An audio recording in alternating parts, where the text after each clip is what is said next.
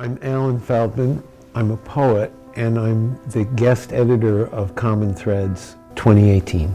A group of people come together to discuss 8 poems that I selected with a committee to be read around the state. And they're going to be listening to people tell what these poems mean to them. It's really, how do you feel about these poems? What do you really like about them? What do they mean to you? I think a successful group would be focusing on what is actually in the poem as opposed to digressing to whatever they feel like talking about.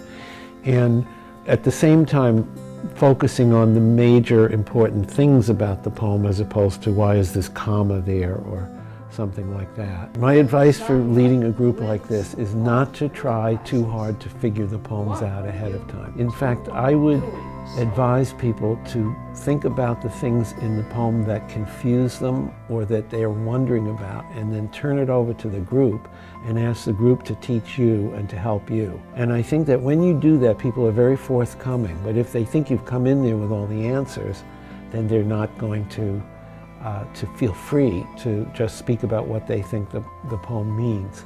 So I would say come in feeling that you love the poems, you've read them, but you're really, really curious to know what they mean. If you think about it, reading poetry is slow reading, not speed reading. It's the exact opposite of most of the reading that we do in our busy iPhone lives. We really, really dig into the words that are there. And in a certain way, you're digging into how people feel about their lives and their experiences. So that when you come out of a discussion like this, you feel as though you've actually met people, but you've met them eye to eye in a much more nourishing way, I think, than if you meet them on Facebook or something like that. It's the antidote to Facebook. And in fact, what's refreshing is it's not all me, me, me. Yeah.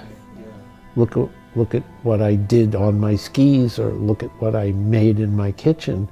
It's really, as a thinking and feeling human being, what can I tell you about how I see the planet and human beings? Thank you all for being part of our discussion. I hope you enjoyed it, and I hope you'll have a discussion like this of your own.